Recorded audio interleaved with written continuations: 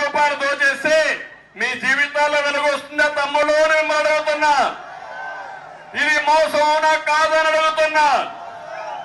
మొన్నటి వరకు తెలంగాణ కంటే బాగా ఇస్తాం, మీకేం కావాలని ఇస్తామని చెప్పి అంగన్వాడీకి ఇప్పుడు అంటున్నారు మేము ఎప్పుడు ఆ మాటే మాట్లాడలేదని. మా తమ్ముడు అంటున్నాడు నేను బూతులు తిట్టలేకపోతున్నా.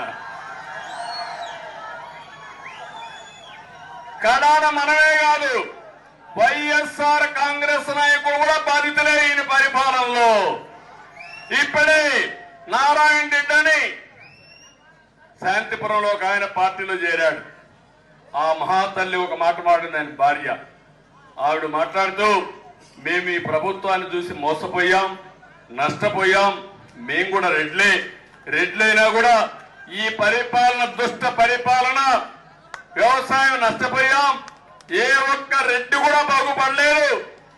నేను ఇంటింటికి పోయి చెప్తాను తిరిగి తెలుగుదేశం వస్తే తప్ప మాకు మోక్షం లేదని ఆ కుటుంబం చెప్పే పరిస్థితికి వచ్చారు.